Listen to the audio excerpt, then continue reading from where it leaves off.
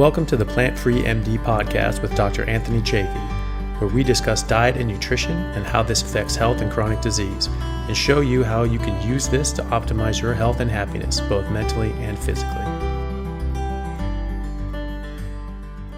Hey guys, just want to take a second to thank our sponsor at Carnivore Bar. I don't promote many products because honestly, all you need to be healthy is to just eat meat. For those times that you're out hiking, road tripping, or stuck at work and you want a nutritious snack that is just meat, fat, and salt if you want it, the Carnivore Bar is a great option. So I like this product not because it's just pure meat, but also because I want the carnivore market to thrive as well. And the more we support meat-only products, the more meat-only products there will be available in the mainstream. So if this sounds like something you'd like to get behind, check it out using my discount code Anthony to get 10% off, which also applies to subscriptions, giving you 25%. Hey everyone, this is Dr. Anthony Chafee here again with another episode of the Plant-Free MD. And today I have a very special guest, someone who I've become good friends with recently, Dr. Paul Mason, who I've been a big fan of his work for quite some time and watching all of his YouTube and conference talks. So Paul, thank you so much for coming on. Thanks, Anthony. And can I just say, look, it's an absolute honor to be here. And I'm actually a little bit in awe myself because you've done some absolutely get out of town fantastic work, and you're probably not going to brag about it yourself, but your recent talk at a conference, you know, plants are trying to kill you, just absolutely smacked it out of the park. So I think that's going to be a 1 million view video. So if you guys haven't already watched it, get onto it. Great video. And yeah, it's, you know, absolutely honored to be here. Well, thanks, man. I appreciate it. So for people out there that haven't come across your work, can you tell us a bit about yourself and where you come from, what you do? Well, like yourself, I live in Australia. Thank you. So yeah, I'm a sports and exercise medicine physician. So my background in terms of medicine, I started sort of, you know, conventionally medical practice. And then very early on in the piece, I actually discovered low carbohydrate diets. And I discovered the science in an editorial in the British Medical Journal. And at the time, I was suffering metabolic syndrome, which, as you know, is defined by 5 features. And, you know, in particular, I had incredibly high blood pressure and I had very high triglycerides and my HDL level wasn't up to speed. And you only need 3 of the 5 criteria. I wasn't obese. I didn't have abdominal adiposity. And as far as I know, I didn't have elevated fasting glucose, but I never tested that. But I certainly met the diagnostic criteria for having metabolic syndrome. And when I came across this editorial, I thought, well, you know, good grief, this can't be true. I mean, this totally contradicts everything that I learned in medical school. And I learned it in medical school, so it must be true. But the problem was, it was actually authored by 2 doctors and scientists whom I respect greatly. So Professor Timothy Noakes and Professor Peter Bruckner. And I consider both of them friends now, which is, you know, I'm incredibly grateful for that. But I sort of said, well, these guys aren't loonies. They're sort of doyens of sports medicine. And, you know, within our field, we understand it's not coming from a very good evidence base. So these guys have actually introduced a modicum of science to the whole process. So I went and had a look at the references and I thought, oh, there might be something there. So I sort of embarked upon a personal journey with, quite frankly, fantastic results. And over time, and I think like with many people, and this is over more than 10 years, that initial low carbohydrate diet has morphed into various versions of ketogenic diets, Paleolithic diets, and then tending towards, you know, basically a largely plant-free diet, tending towards carnivore diet. So it's been an interesting journey, and I'm always excited when I can chat with like-minded folk. Yeah, well, me too. I mean, that was the thing too. So when did you sort of get to the point where you just stopped eating all plants altogether and you've just been really doing carnivore? Well, I mean, honestly, I can't remember, but probably for at least 5 years, I've had very little vegetable matter. And it wasn't a conscious decision. It was almost hedonistic desires. When I say that, it's like I only wanted to eat things that I enjoyed eating, and 2, that didn't make me feel bad afterwards. And as it turned out, I realized that, you know, when I would consume lots of cauli rice and all of these low carb staples, it would, you know, it didn't agree with me. It didn't sit well. At least it didn't agree with my gastrointestinal tract. So I sort of ended up steering away from that. And, you know, every so often my wife would make a comment about, oh, you haven't eaten any veggies. And it's like, well, yeah, I know. Thanks for pointing it out. And even back then, I didn't really have any concerns about nutrient deficiencies because I knew enough about nutrition. I'd done enough reading to know that all the essential nutrients that we actually needed were able to be provided by my diet at the time. So in essence, I sort of stumbled on carnivore through hedonism. Yeah, that's good. And well, that's good. And then so you've done a number of talks at various low carb conferences, medical conferences that sort of specialize in this sort of alternate view thinking, like Professor Noakes and Steve Phinney and things like that. They've all sort of they very, very hard science-based, evidence-based conclusions, but sort of to the tangential to traditional medicine. So some of the things, what are some of the things that you've discovered since you've sort of had this awakening that, everything you learned in medical school wasn't quite picture perfect? What are some of the things that you've come through that have been, probably quite controversial, but you think, really, really stand up? Well, I mean, if we try to, the list is too long. So number one, saturated fat won't kill you. Saturated fat doesn't increase LDL. LDL, for all intents and purposes, if it's undamaged, isn't inherently harmful. If you restrict salt intake the way the government or the advisory panels advise us to, then you could actually increase your chance of dying. Fiber is not an essential nutrient. In actual fact, it's an anti-nutrient. It's the opposite of a nutrient. The fact that it's not digested by definition means consuming fiber is akin to a malabsorption, maldigestion disorder. It just goes on and on. Seed oils, which have been promoted, polyunsaturated oils that have been promoted are healthy, are not necessarily so. It's not the fact that the seed oils are bad, the omega-6s are bad, but there's certain chemicals and constituents and oxidative properties within seed oils that are bad. So there's just a couple of, I guess, the foundation pillars of the food pyramid. So if you said, well, what's wrong with what we get taught about nutrition? It's just the foundations. Yeah. It's just all everything. Of them. Yeah. So, speaking about seed oils, that's something that certainly the proponents of seed oils try to say, oh, it's not that bad. It's not that big a deal. I know that you're going to have a debate with Lane Norton in, I think, February, you said. And that's the plan. Yeah. And so, and he's someone that from what I understand, doesn't think that seed oils are that big of a deal, that actually aren't a problem. So what are your thoughts on seed oils? Just sort of flesh those out a bit. Well, the interesting thing about seed oils is that we've got research data that demonstrates their harm. But I guess the problem has been we've had limited mechanistic understandings, or at least a widespread knowledge of the mechanistic understandings of their harm have not been well known. So it comes down to a couple of key things. So first of all, there's a common view within the low carb sphere that omega-6 fats are inherently inflammatory. And because seed oils have abundant omega-6 fats, that's why they're harmful. And this has been borne out of associational research where we have a look at the ratio of omega-6 and omega-3 fats within people's red blood cells and other tissues of their body.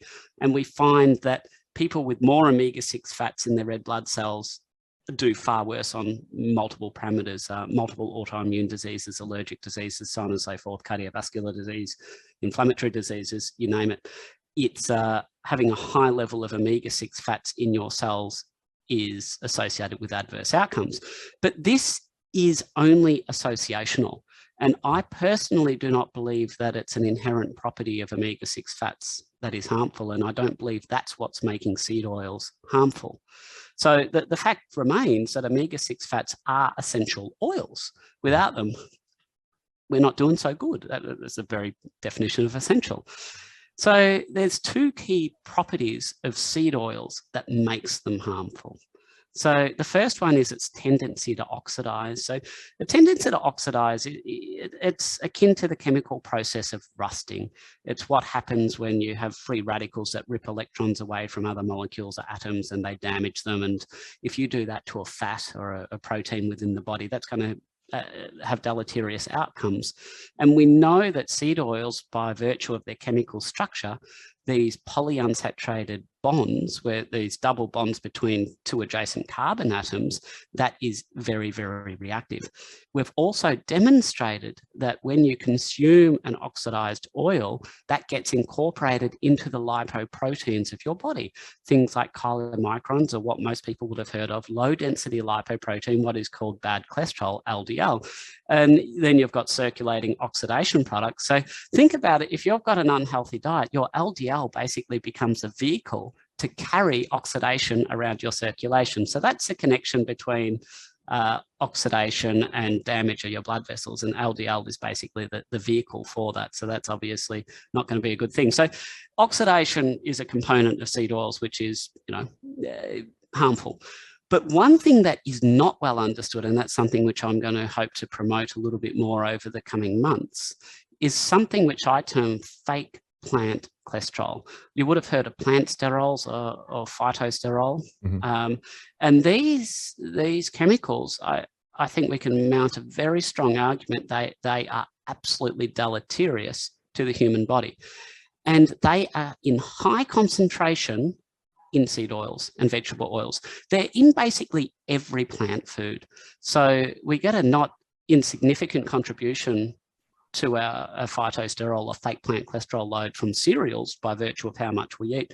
But on a gram for gram basis, seed oils provide us with the most. Now, the thing is, this imitates cholesterol, and in some cases, the body can absorb it. But when it absorbs it, the body tries to do things with it that it would normally do, that it would normally use cholesterol for, but because of some molecular variation, very subtle molecular variation, it can't do it. So it basically leads to deficient functions of things that cholesterol is normally used for. Now, the irony is that we use these plant sterols to try and lower our body's lipoprotein levels, because as you know, lipoproteins contain cholesterol, and if you can create defective cholesterol within the body, then it's going to have trouble synthesizing low-density lipoprotein, or synthesizing VLDL, very low-density lipoprotein, which shrinks down into low-density lipoprotein. So that's how our cholesterol levels, or what we call our cholesterol levels, our lipoprotein levels, are actually lowered with plant sterols. So we often use this therapeutically to lower people's cholesterol. Mm. But here's a question for you. If this is such a good thing, what would happen to somebody who would absorb an unusually large amount of these plant sterols? They must have very good cardiovascular health, because it would lower their cholesterol and it would be very good for them. That if we follow this theory through to the logical conclusion, that's where we should be. If plant sterols are good because they lower your LDL, people who absorb more plant sterols would do better. And this is in the context of the fact that most of us will only absorb about 1% of the plant sterols we consume, because our body is doing its damnedest to try not to absorb them. It's kicking them out. But if you consume a bucket load in seed oils, in a standard Western diet, then some is going to get through. So we only absorb about 1%, but some people absorb a lot more. They've got a genetic change in their DNA that leads to just excess absorption of plant sterols. That condition is called cytosterolemia, SITOSTEROLAEMIA. You can drop out the A if you don't speak the Queen's English. Now, we can talk about the spelling thing between different countries later. But cytosterolemia is a condition, and I quote, that is associated with advanced, severe, premature atherosclerosis. Huh. Yeah. So these plant sterols, which we're giving people to prevent heart disease, if you just happen to absorb more of them than is normal, then you're probably going to die of a heart attack. well, that's a bit odd. So, I mean, these are the kind of things that we should be looking at. We should be understanding biology. Everybody wants to throw up, oh, I've done this epidemiological study and I've done that epidemiological study, and they don't really have any basis for understanding root cause mechanisms. So basically, a lot of what they say is biologically implausible. Let's go on to, for biologically implausibility, the next time, somebody says, oh, you shouldn't eat saturated fat. Play a little game. Okay, so why shouldn't we eat saturated fat? Because it will raise your LDL, and LDL is bad for you. Okay, great. How does it raise my LDL? And they won't have an answer. There is no known plausible biological mechanism, either demonstrated experimentally or even postulated, by which saturated fat increases LDL levels, low density lipoprotein levels. And that's going to shock a lot of people. And in actual fact, what it is that on a standard Western diet where you're consuming vegetable oils, the plant sterols are lowering. They're artificially lowering. They're taking your LDL level from a healthy, normal, physiological level, and they're lowering it. And all that happens if you remove the seed oils from the diet, you allow your LDL level to return to a normal physiological level. So let's talk about evidence for this. So we're making bold claims. We need science. How about a study from British Medical Journal that looked at what happened when they supplemented people with different fats, and they had a look at the impact on their LDL levels. So they used a coconut oil that was 96% saturated fat from memory. And the standard is about 92, but in this study, I believe from memory, it was 96% saturated fat. And they compared it with butter, which was only 66% saturated fat. So the people who consumed the butter, their LDL level went up moderate amount.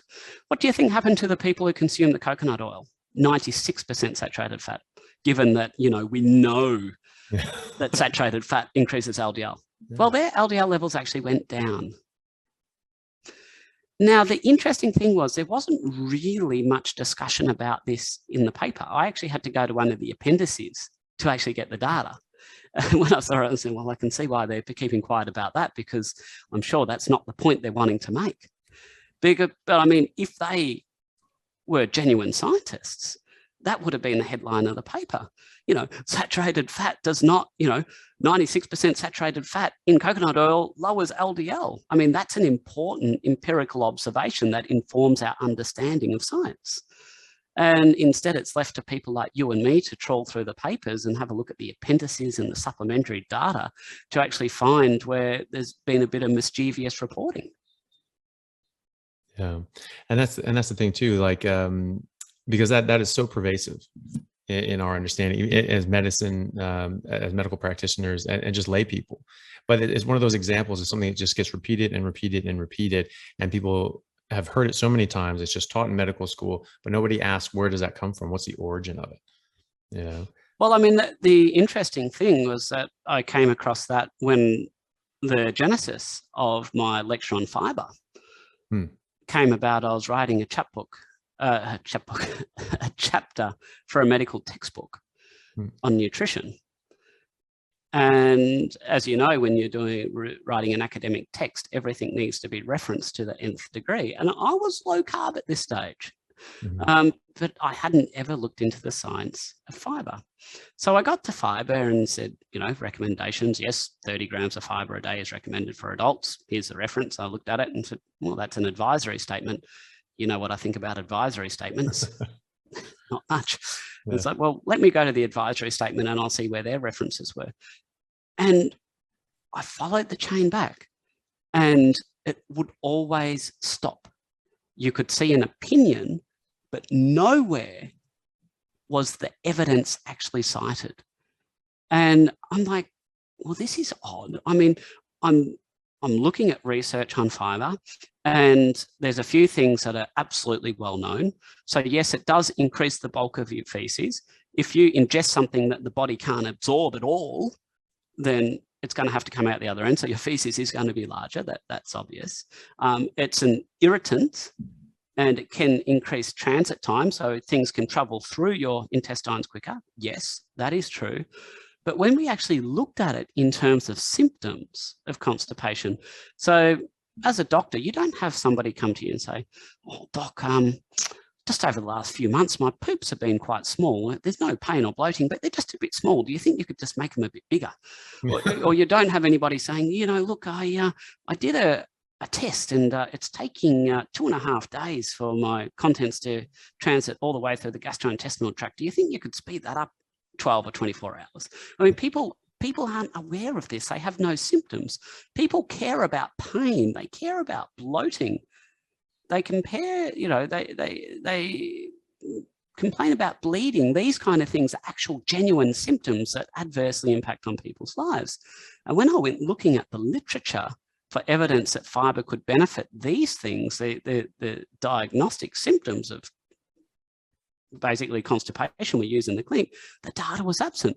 And instead, I found a beautiful experimental trial where they actually put people on different levels of fiber in their diets. They had subjects who all had idiopathic constipation. So idiopathic, if you're not medically trained, so idio means idiot and pathic means pathetic. So it's just the diagnostic label a doctor gives to something when we don't understand it. So it's more a reflection on the doctor who'll give the diagnosis, because it's basically idiopathic means I don't understand it and I really have no intention of trying to find out. But anyway, so these people had constipation, idiopathic constipation, and they were all on, moderately high fiber diets. So then a bunch of them were placed on even higher fiber diets, and across 5 domains, their symptoms all got worse. Then some of them were put on low fiber diets and their symptoms across the board generally improved. And then a group of them, the largest cohort, were placed on 0 fiber diets. And in every case, all symptoms of constipation were completely eliminated. And to date, in terms of looking at symptoms of constipation, not fecal transit rate or mass or any of these, surrogate markers which don't mean anything to the real patient, not the patients that I'm seeing, but the real things like pain and bloating, a 0 fiber diet was hugely, hugely successful. So this was a case where I'm sort of writing a textbook chapter and I'm sort of thinking, wow, my understanding is completely been thrown on its end. So I had a choice. I could either ignore the science and just, not open myself to any criticism and write it as I was writing it. Or I could say, well, no, I've just got to call it the way I see it. I've got to be, it's an academic textbook. I have to be a bit scientific. Let's open myself up to some, potentially up in some criticism, but that's unfortunate. That's what the public expects us to do. Mm-hmm. Yeah. And that's the thing too, is that, when we're in the medicine, I'm sure you come across this, on different, surgical rotations or, or just come across it in the hospitals. When someone has like diverticulitis or bowel anastomosis or conservatively treated appendicitis, what was the first thing they do? They put them on a low residue diet. They put them on a low to no fiber diet because this has to rest the bowel. Well, why is that? I mean, wouldn't that mean that there's inherent harm being caused by the fiber? If fiber was good for you, if this gave benefit to your colon, wouldn't that be exactly what you want in times of stress like that? Yeah, I know you and I have talked about this before. I actually did 2 colorectal surgery rotations as a junior doctor. Now, the choice was because I don't like doing night shifts. So I'd rather do colorectal surgery than stay awake all night. I'm just that kind of guy. But the patients there actually taught me a lot. And the interesting thing was looking at colostomy bags. And the patients are smarter than the doctors, because that figured out that if they just had low residue foods, meats and things like that, that don't contain any fiber, then their bag, when it came to getting changed, it might have a little bit of fluid in it, but it had very, very little fecal matter, because everything they were eating was able to be digested and assimilated into their body. Whereas the fiber, and these, if they had a lot of vegetable matter, fruits and vegetables, then their bag would be overflowing. And this really speaks to the lie where you have these activists who say, oh, don't eat meat, it will putrefy in your stomach. And the exact opposite is true. So putrefaction, basically rotting under the action of bacteria, That's what fiber does. That's what foods that are non-maldigested do. If you're consuming something like meat and you've got a hyperacidic stomach that can help break it down and you absorb it all, then there's going to be very, very little residue that will come out of your gastrointestinal tract. And a lot of people, when they go to a meat-heavy diet, report to me, I've just got incredibly little amount of fecal matter, a very little fecal bulk. And, so it actually was much nicer for the patients with the colostomy bag. So a colostomy bag is basically where you've had bowel surgery and you redirect the intestine coming out through the abdominal wall. And so people on a low residue diet, they had much more pleasant experience changing their colostomy bags. Yeah. And that was something I saw as well. There was a study a while ago. They were looking at protein absorption from different sources, so plant sources and animal sources.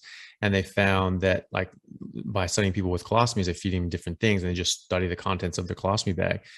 Very little of the animal-based protein was actually getting into the colostomy bag, or quite a large proportion of the plant proteins getting in there as well.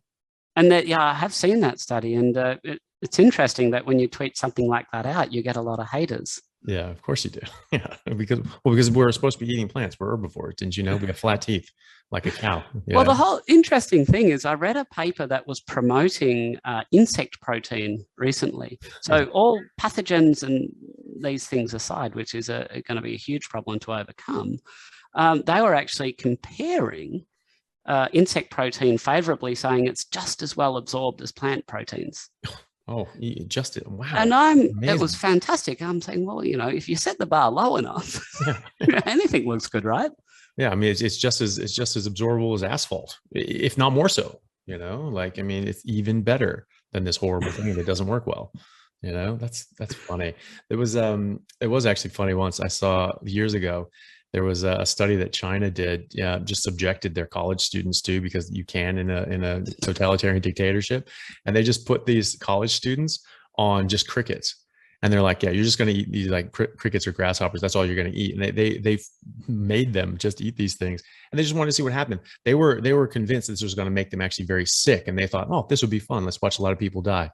And in fact, they found the opposite. They found that people actually getting much more healthy, and their academic scores were going up. Their body habitus was improving. Basically, they were putting them on a carnivore diet, but just the bug version of it.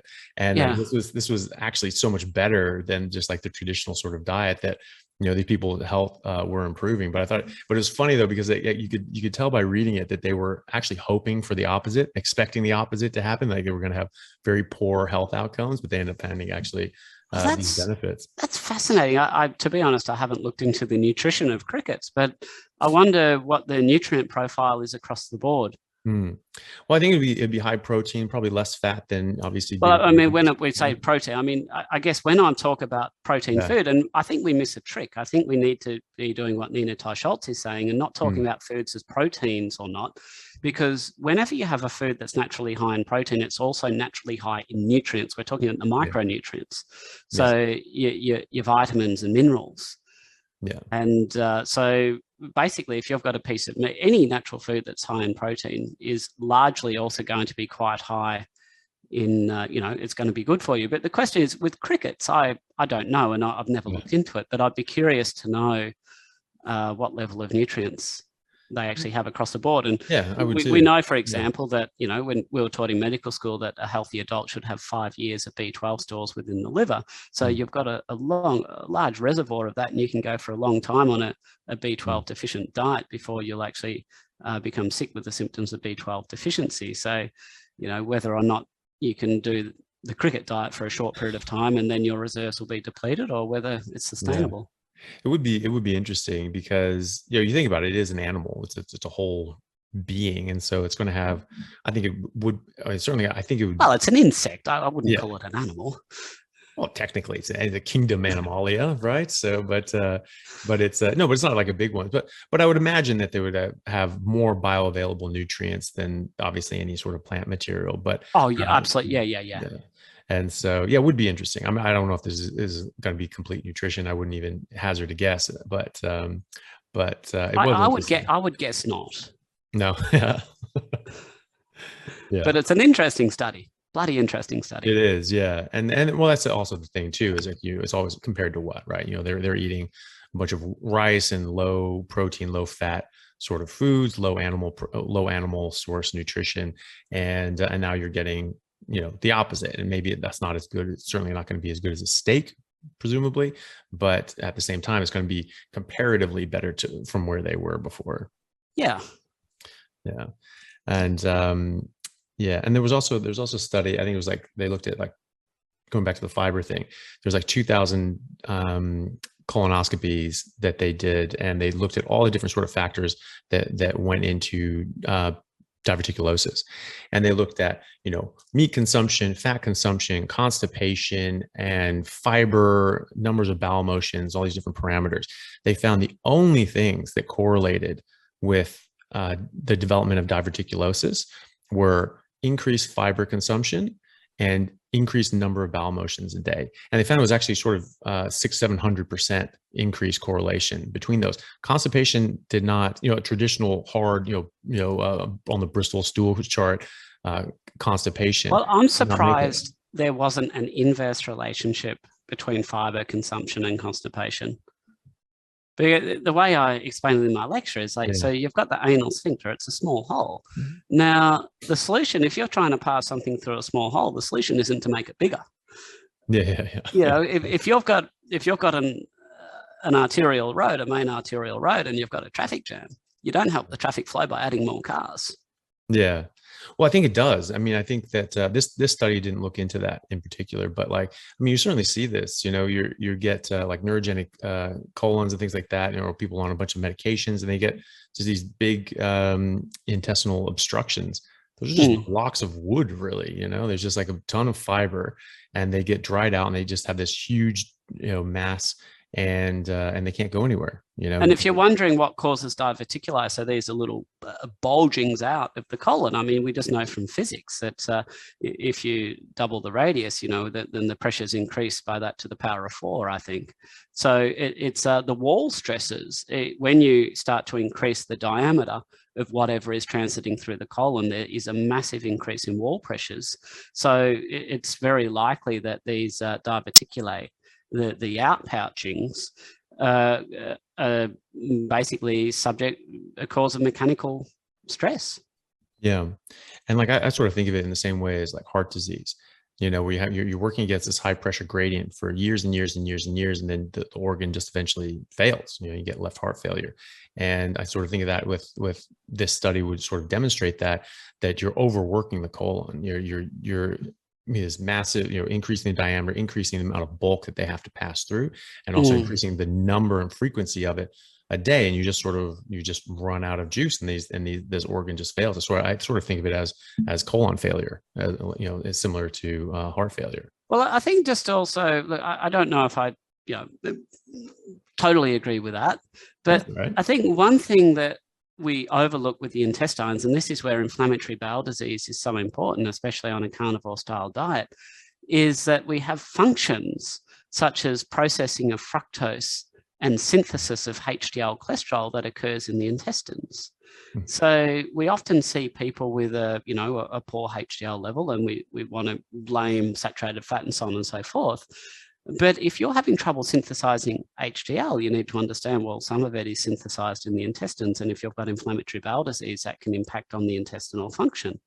Also, fructose absorption. So I have incorrectly in previous lectures, I've sort of been parroting the mantra that we understood at the time, that fructose basically, had no safety margin for consumption within the body. We had no capacity to store it as glycogen as we do with glucose and so on and so forth. But as it turns out, the intestines can actually metabolize fructose for us. So and I think that's one of the significant reasons why when people go on a strict elimination diet, which would be an all-meat diet, and they improve their gastrointestinal health, we often see these significant improvements in metabolic health occurring coincidentally. So it's impossible to tease them apart. So, I track hundreds of patients' results, and we often see that when the inflammatory markers are improving, the metabolic markers are improving at the same rate. Nice. Oh, sorry, you were going to say. Yeah, so I think there's just a whole lot more to the intestinal function that we don't understand. So I don't know if you've ever, gotten into the incretin effect, the GIP and GLP-1.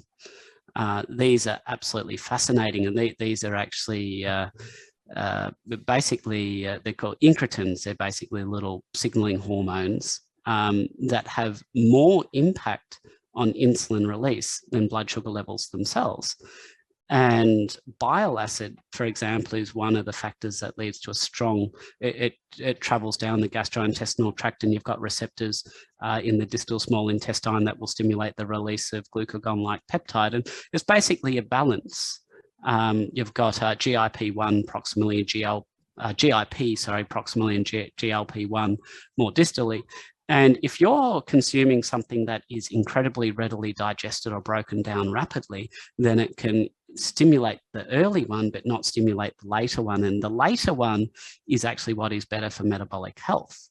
And interestingly, when you're looking at these weight loss injections that are taking the world by storm at the moment, they're basically GLP-1 analogs. They're basically imitating the action of GLP-1, which is basically what a good ketogenic diet should do. It's exactly the same mechanism. So you can pay a lot of money for an injection that isn't available anyway, or you can just eat healthy.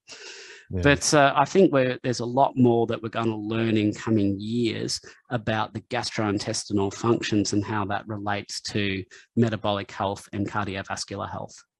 Yeah, it sounds like it. I mean, even just like the microbiome and all the different sorts of functionalities that we're just. Well, I'm skeptical on the microbiome. I think that's a lot of noise and a lot of pseudoscience at the moment. I think we've just gone far ahead of the science. So, I mean, what we do know, we've got decades of data on patients who have been on ketogenic diets with epilepsy.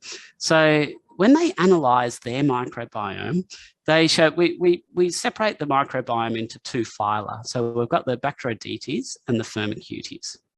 And we know that there's a prominent, I believe there's a predominance now, I haven't looked at this in some time, but the Bacteroidetes is actually greater in people with good metabolic health.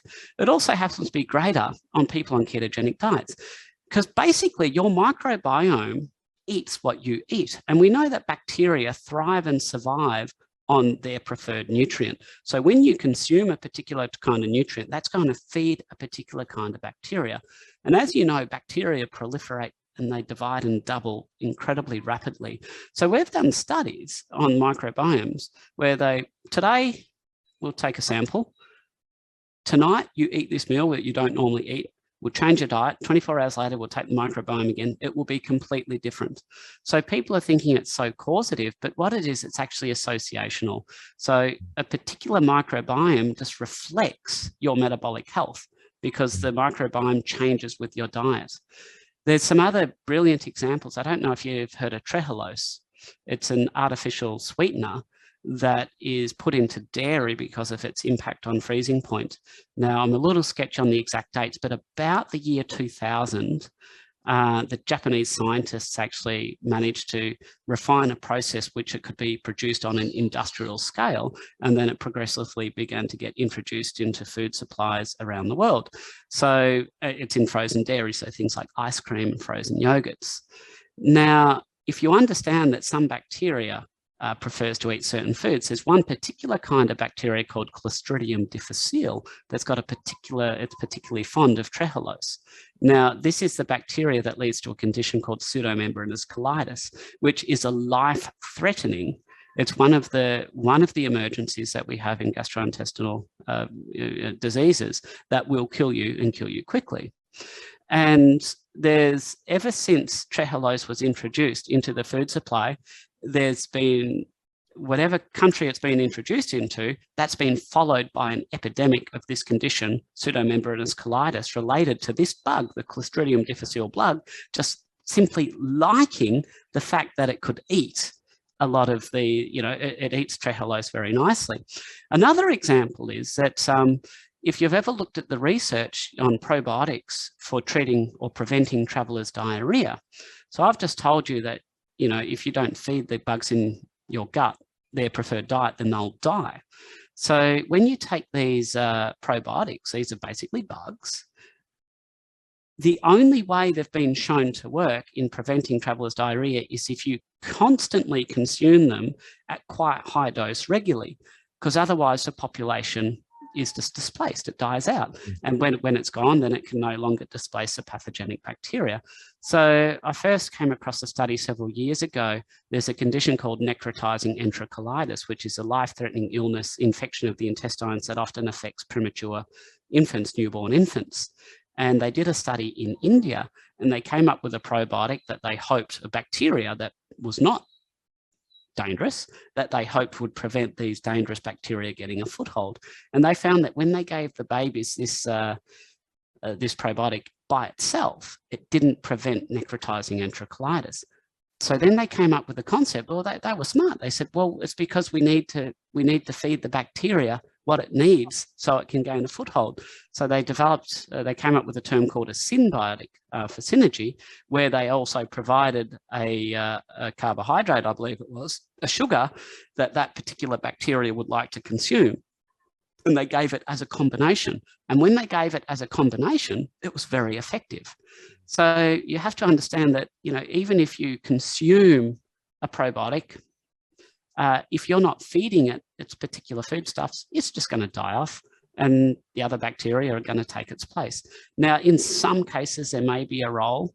You know, fecal microbiota transplants and stuff like that is an interesting area. But by and large, the science of probiotics is a long way behind what the claims are being made. I'll just give you an example. So a pharmacist, friend of mine, so these are, you know, you go into the chemist and you'll see you've got these refrigerators full of all their refrigerated probiotics. So they're obviously the good ones because they need to be kept cold. And he said to me, actually, that's nothing but a marketing stunt. He said, there's no reason, they're all freeze dried. There's no reason why it actually needs to be kept refrigerated. We just do that for marketing. Mm-hmm. I'm like, you're kidding, right? No, I haven't read any, nobody's obviously going to publish any papers on that, so I can't attest to the absolute veracity of that. But certainly that was what he was led to believe by the company, the salespeople of the company. And I've probably just got one more story on the abuse of science with probiotics. I just have to be a little bit careful about exactly how much I say, but we won't give any brand names or anything away. But there is a probiotic that is very popular, and it's a multi-million-dollar market for treating and preventing inflammatory bowel disease. It's a proprietary blend. Anybody who's ever worked, any doctor who's worked in gastrointestinal health will know about it, and it's quite expensive. Now, the interesting thing is that the study on which this proprietary blend of probiotics has been shown to be beneficial, I think had 6 participants. So a friend of mine, who I shan't name, did some research. He teamed up with the company, they gave him product, and he did a larger scale study on the efficacy of this supplement. And he found it was worthless. It didn't do anything at all. Mm-hmm. When he went to publish, he was threatened with legal action. To date, this data has never seen the light of day. There's still thousands of people out there every day consuming this probiotic, thinking that it's doing good for them on the basis of a study of 6 participants, when there's better research out there that has been hidden. I actually heard about that. I ran into I believe the person you're talking about at yeah, he was there. Gold Coast. Yes.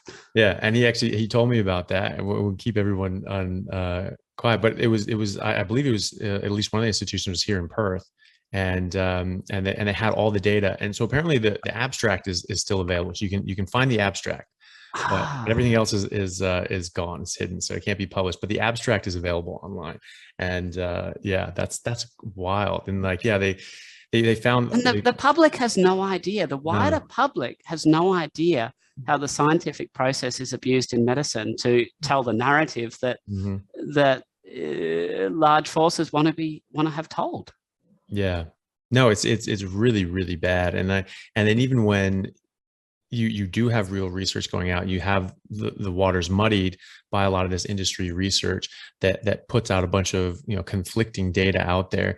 And then you say, oh, well, on balance, I mean, there's 30 studies that say this is good for you, 30 studies that say it's bad for you. Like, oh, what do you know? I guess we just need some more studies. Like, no, if you stopped, if every, all 30 of the good for you studies come from the company trying to sell you the product, you have to be a little suspect. And all the other ones say that it's bad for you. I think I know what I'm going to just like err on the side of caution of. And no, but it is very bad. And that's the problem, because people, I think that's the thing. It's just people just aren't cynical enough these days. They just really have this faith in humanity that everyone just wants the best for everyone. It simply isn't true. And people are out for their own interests. And if you understand that, and you understand how human nature works, then you can survive, and everyone can be happy in that. But you need to protect yourself as well. Well, many of my patients will attest that what I like to tell them is that nobody cares about you more than you. And that's a simple fact. And that even me as their doctor, I have conflicts of interest. And they're not always visible. And I try to be honest about them, but generally my conflicts of interest hinge around, what could, be considered reasonable medicine, and basically me covering myself. So I draw a very fine line. I don't tell people what they should do when it goes against guidelines, but I will educate them as to the science. So I think if I'm presenting the patient with peer-reviewed science, I think I'm on solid ground. But at the end of the day, often say people want to have a firm recommendation, do I need to take the statin or do I not need to take the statin? Obviously, that's going to put me on a medico-legally, thin ice sometimes if we say stop taking the statin, and a cardiologist, an expert cardiologist, told them to take the statin. So I won't do that. But I'll also say, well, nobody cares about you more than you. You're going to have to make up the own decision. It's called informed consent. Let me show you the evidence. This is the evidence of benefit. This is the evidence of harms. Now you make the decision. Yeah. Which is all you can do. I've spoken to people as well, just because, obviously you have a lot of people who reach out to you online and everything, in this whole space. And there have a number of people who have basically said to their cardiologist, yeah, I don't really feel comfortable taking the statin. And the cardiologist says, if you don't take the statin, you don't get to see me anymore. Like, I won't treat your other conditions, your other cardiac conditions, if you don't take this drug, which I think is a bit on the level of extortion, really. Well, have you, as you know, I co-authored a paper recently on the benefit of statins with David Diamond and Ben Bickman. And that's actually been incredibly well received. It's had something over 50,000 downloads. It's in the top 1% of papers ever published in terms of views. And it's, so check it out if just look up, anyway, Google David Diamond, Ben Bickman, Paul Mason, and statins, and you'll come up with that paper. It's open access, so free to download. But what we actually did, we analyzed the data of the statin trial. So first of all, let's make something clear. So we've got two types of indications for statin therapy. One's primary prevention, one's secondary prevention. Primary prevention, number one, it means you want to stop having the first heart attack. So there is no compelling evidence that statins are beneficial if you've never had a heart attack, full stop. So let's just throw that out to one side. It's not even worth going there. That's out, that's gone. Number two, secondary prevention. You've got cardiac disease already, or you've had an event, or so on and so forth. So we're looking at reducing harms. So this is where the story gets a bit murkier. So when we analyzed, well, there's other papers that had already done the analysis. We just, collated a few together and presented them all as one. And they actually looked at the benefit of statins for secondary prevention with reference to triglyceride and HDL levels. And what you actually found is that any measurable benefit of statins basically diminished to the point of insignificance if you had a good triglyceride and HDL level. And so people on low carbohydrate diets, we know that the trend for their triglycerides and HDL is towards one of improvement. The triglycerides will go down, the HDL will go up. So in essence, what our paper says that if you have a typical lipid response on a low carbohydrate diet, which may mean that your LDL goes up because you're not having these fake plant cholesterols, but you should also have a lowering of your triglycerides and an elevation of your HDL. And if you've got that trifecta of findings and you end up with a good triglyceride to HDL ratio, then there's no substantive evidence that even if you've had a heart attack before, secondary prevention, that you'll derive a mortality benefit from consuming statins. Now, we actually put this paper, so I was actually invited to contribute to this paper by David, and he basically had a lot of the science. And I said, well, look, what we really need to do, there's a lot of clinicians out there who want to stop their patients' statins, but they feel threatened. They don't feel that they can do that. And I know this for a fact because I get questions, I get emails, I get phone calls from these doctors all the time asking, what can I do? What should I do? So by publishing this paper, it's got over 270 odd references. It's very well researched. It's something that we're very proud of. And it very clearly presents the data. And I've actually given some cardiologists and lipidologists the chance to rebut any points that we've made in the paper. And basically they've chickened off. So Ethan Weiss was one who was making a lot of noise earlier. And unfortunately, he felt it was unreasonable that he actually read the paper before we debate it. So he felt that that unreasonable request was a deal breaker. Yeah. So anyway, but that's the interesting thing. He's actually commented on a paper that he refuses to read. Yeah. If that's not the height, of audacity, I don't know what is. Yeah. And just willful ignorance. I mean, how do you comment on something that you don't even know about? As John Stuart Mill said, if you only know your side of the argument, then you don't know much. Because if you haven't heard it in its most persuasive form from the horse's mouth, not from someone else giving a straw man depiction of it, but from the mouth of Paul Mason himself, the author of the study, you don't even know what the argument is. You don't even know what this paper is saying. So how can you comment on it if you don't even know the claims of the study? How can you comment on it? To be honest, I was a bit disappointed. I was actually quite looking forward to it. But anyway, I'm sure, well, if there's any cardiologists or lipidologists out there who want to have a discussion, and I'm not talking about some of those crazies who live in mum's basement. I'm talking about people who, know medicine. Let's talk. Yeah, absolutely. I'm just going to pause for 2 seconds. Okay, so just to sort of switch gears here, there's been a prevalence of increased depression, anxiety over the years, and a lot of people are finding that switching diets, even to keto, but especially carnivores, found that they've significantly improved their symptoms. What can you tell us about like depression, even the causes of depression? Well, I think that inflammation plays a key role. So I'm sure you've all seen the research that when people get an acute viral illness, they also suffer short-term depression. And I actually think that this comes directly back to neurotransmitter synthesis. Now, I know that there was a recent systematic review that said, the neurotransmitter hypothesis of mood disturbance is wrong. I had a look at that and I wasn't 100% convinced. I still think there is some evidence that neurotransmitter problems actually underlie a lot of mental illness. What I'm not convinced of is that the drug company has the solution. So the way I think about it is that we've got the major neurotransmitters are what we call the catecholaminergic neurotransmitters, dopamine, serotonin, and noradrenaline. And their synthesis, in states of depression and a few other things, and we have actually seen that there can be lower levels of those within the cerebrospinal fluid. The thing is, they're lower because there's a problem with the production. And the drug companies don't offer you a solution to producing more. What they do is they say, we've got a drug that slows the removal of those neurotransmitters from the brain. It just slows it down. So if you've got a little bit of this in your brain, it'll just mean that it hangs around for a little bit longer.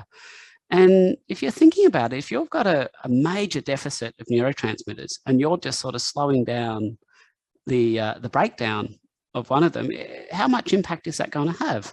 And most people would say, yeah, not much. And that's probably true, because when we look at the data on the absolute efficacy of antidepressant medication, it's quite underwhelming. Like, it's marginal at best. I think you'd say that if antidepressants do have a benefit, it's a marginal benefit.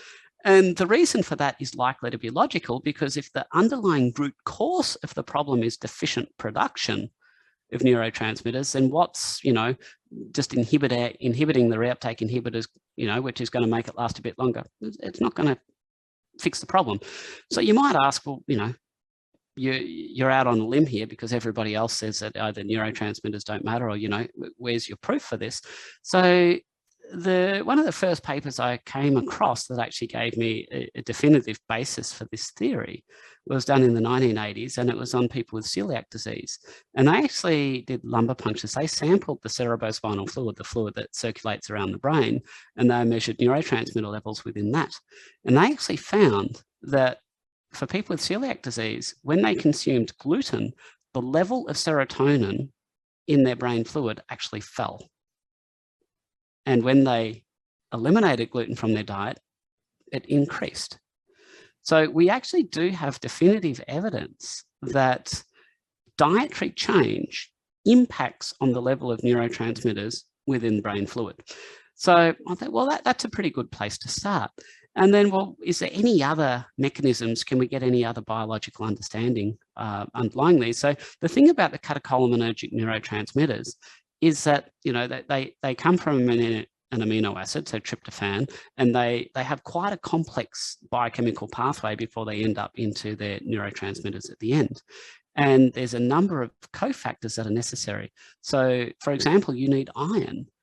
And in a state of iron deficiency, that is therefore predictably, biochemistry says, if you don't have enough iron, then your catecholaminergic neurotransmitter synthesis is going to be impaired. So does this potentially relate back to the guy with man flu who wakes up like an angry bear in the morning? Absolutely, it does. So there's a condition, we call it nutritional immunity. And it was first coined in about 1975, but nobody's ever heard of it, but it's an exceptionally important concept, and it goes back to the heart of this. So it comes down to the fact that most any pathogen that can infect us needs iron. Mm-hmm. And our body is a buffet of iron. We've got iron circulating around in our blood. Wonderful, la-di-da. So any pathogen that invades our circulation has just got iron on tap. So it is a protective mechanism that we have, our immune systems have, that whenever we get an infection, that we reduce our circulating levels of iron, and we reduce it rapidly. So we've got what we can measure iron, free iron in circulating around in our blood. And we've done studies where we inject people with inflammatory chemicals, lipopolysaccharides, and we can get a reduction in circulating iron in the order of 50% within 2 hours following that. So this is a robust response that we have to inflammatory marker. So if we just take iron out of our circulation, though, sure, we starve bacteria. Yep, that's fair. And so where does it go? So we've got a storage form of iron called ferritin. We store it in ferritin molecules. So what actually happens is that when you get inflamed, the amount of iron circulated around in your blood will reduce, and your amount of stored iron will go up. Now, the average doctor will do a blood test and say, oh, your ferritin levels are super high. You've got heaps of iron. You don't have an iron deficiency. But that's only half the story. So you don't have an absolute iron deficiency. You've got enough iron there. But the question is, can your body access it? So with an inflammatory signal, it basically means that you're channeling all the iron into storage, but you're not letting any come out. It's what we call a functional deficiency. So in the state of inflammation, when you say you get this virus, you get the man flu, you end up with a functional iron deficiency, and that's going to impair your ability to synthesize neurotransmitters. So I think this elegantly explains the concept that we see of why you get depressed when you get a viral illness or indeed any other short-term illness. And this is just a preserved response of our immune system, because it actually, by restricting the access of pathogens to iron, it makes it easier for our immune system to eradicate those pathogens. Unfortunately, all the biochemical processes which require iron are then going to be deficient. And that includes neurotransmitter synthesis. It also includes energy production through the mitochondria. We know that a lot of the functions within the electron transport chain within the mitochondria are dependent on iron. So you'll have less mitochondrial efficiency, less.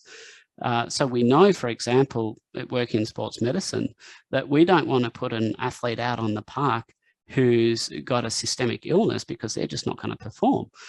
It's for the athlete's benefit and also to the team's detriment if you've got that athlete out there, because you're better off getting a reserve in who's healthy, who's going to be fresh and going to be able to perform at their capacity.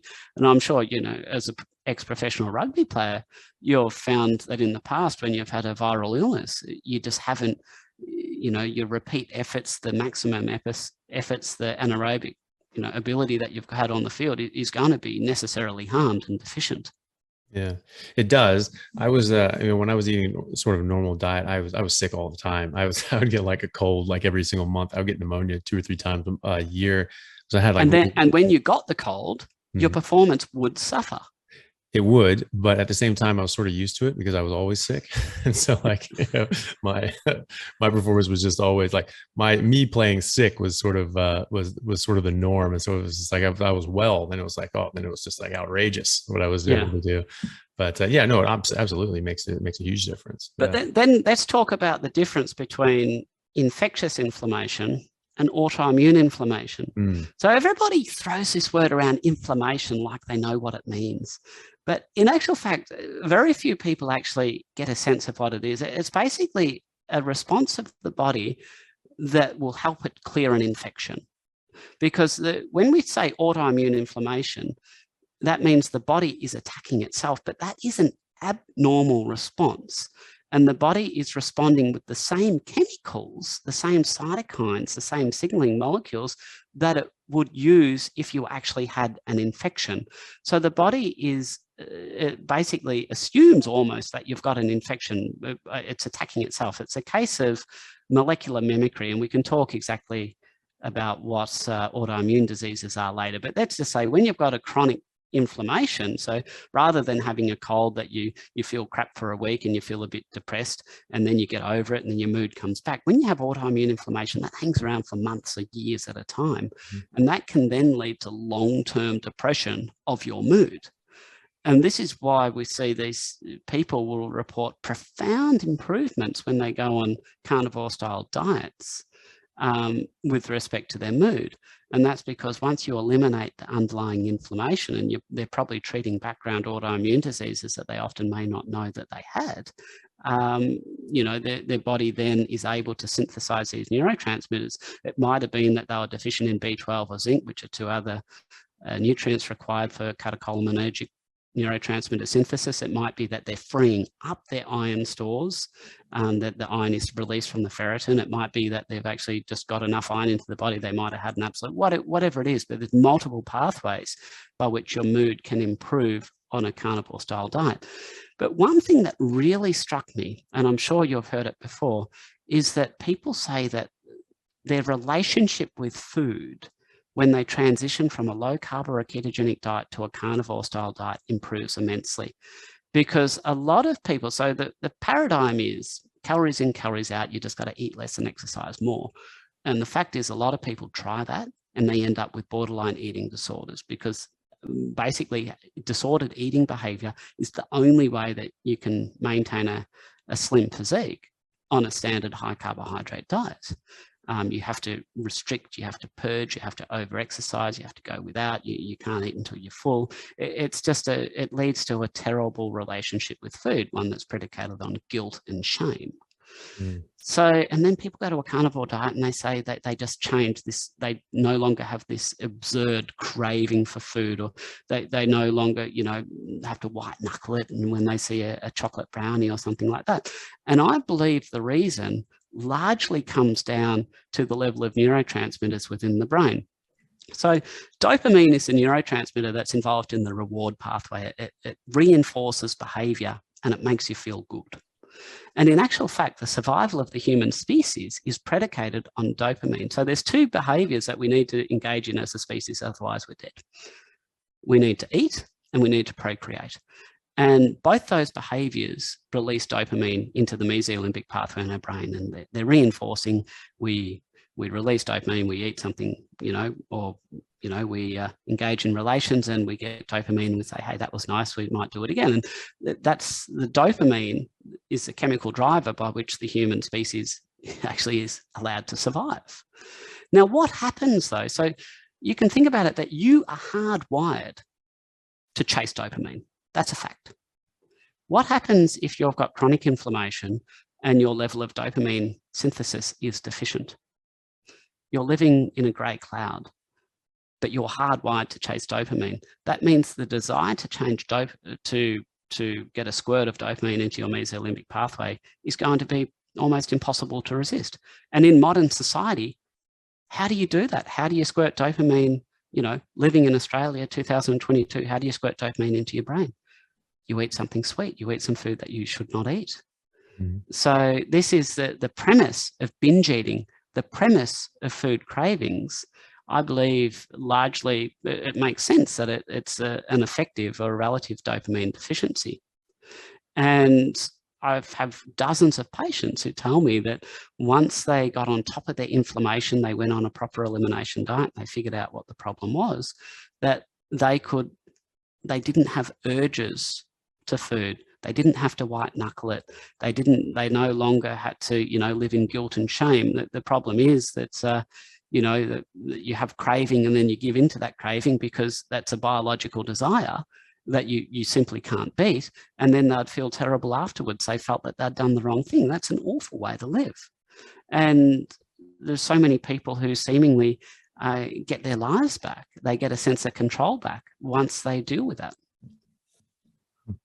And then, and that's certainly something that we also see in some of the data, like Georgia Eade published a paper a couple months ago, just looking at just keto, not even full carnivore, with psychiatric patients with intractable conditions, refractory to medical interventions, major depression, OCD, bipolar, and even schizoaffective disorder. And they found that these people who medications had failed all improved with these dietary changes, every single one. Well, and there's other realms to that as well. I mean, the ketogenic diet. So we know that insulin resistance is a genuine problem in the brain. So what does insulin resistance mean? Well, it means that the brain can't take up sugar the way it used to. So we know that one of the substrates, one of the fuels for the brain is glucose. And unfortunately, given its label as now type 3 diabetes, for example, with dementia, we know that as you get older, the brain becomes less efficient at taking up glucose. So there's parts of the brain in particular that become starved of energy. They just don't function that well. But the good news is that ketones can serve as an adequate substrate for this. So ketones are absolutely fantastic. They can cross the blood-brain barrier. They can actually then be reconstituted because fatty acids can't cross the blood-brain barrier. So if you're trying to build neural tissue or build new connections, so on and so forth, you actually need to have ketones in there to do that, by the way. So you have ketones, they can actually provide the brain with energy when glucose cannot. And we've actually got lovely PET studies, positron emission technology studies, where we actually use labeled glucose and labeled ketones and actually see their level of uptake in the brain. And you basically see that in a demented patient, there's huge tracts of the brain that are just not active. It's basically waste tissue. And when you get them in ketosis, that the brain just comes alive again. And there's plenty of studies that show that even giving people ketone drinks, you'll get a very short-term increase in cognitive function. I don't recommend ketone supplements. I think nothing beats lifestyle. But I mean, there's absolute, no doubt. And I'm sure that providing some of those regions of the brain with more energy through ketones, no doubt that would also facilitate neurotransmitter synthesis. So it's a combined effect, but absolutely ketogenic diets, for all manner of diseases relating to the brain not a bad thing at all. Yeah, definitely. So sort of talking about sort of the practical aspect of this, even going on a carnivore diet, some people can have different problems, especially with like autoimmune issues and things like that. What are some of the carnivore foods that actually can be problematic? Yeah. So, I mean, this is a huge topic, Anthony. So, I mean, the simple fact is, like, this is not an ideology. People think, oh, sometimes you recommend a carnivore diet for a patient. It's an ideology, you're anti-vegan agenda. No, that's just a load of crap. It's absolutely nothing of the sort. So it comes down to science. And what a lot of people on carnivore diet get really upset at, well, not really upset, but they get surprised at and maybe a bit disappointed, a little bit sad, is that when I say there's a bunch of foods that are commonly consumed on a carnivore diet that is also pro-inflammatory. So just because something is an animal food does not automatically make it safe for everyone, or does not make it healthy or non-inflammatory for everyone. So my favorite study to illustrate this point, favorite condition, is something called eosinophilic esophagitis. Now, this is based on the premise that we use this as a model of inflammatory bowel disease. And as you know, the inflammatory bowel disease is a condition, a type of a condition affecting the gastrointestinal tract that significantly increases the risk of most every other autoimmune disease. Misery loves company. If you've got inflammatory bowel disease, we won't go through the mechanism right now, but your risk of developing other autoimmune diseases is increased greatly. So the principle is that if you've got this, so sorry, I've lost my train of thought there. I've got two avenues. Which way were we going? So you were talking about different pro-inflammatory. Oh, yes. Yeah. So eosinophilic esophagitis. So we'll come back. So eosinophilic esophagitis is a form of inflammatory bowel disease, but it's lovely because we can actually biopsy it. So we can stick a camera down your throat, take a small sample of tissue and have a look at it. And we can say, yes, that's inflamed. You've got all these inflammatory cells. Now, eosinophils is a type of white blood cell. We've got 5 different types of white blood cells, and we don't usually appreciate the fact that autoimmune disease can be impacted by probably all 5 types, but we can measure eosinophils and we can assess this inflammatory bowel disease, and we can assess the progress much easier, or this inflammatory esophageal disease, much easier than we can the traditional Crohn's disease and even ulcerative colitis.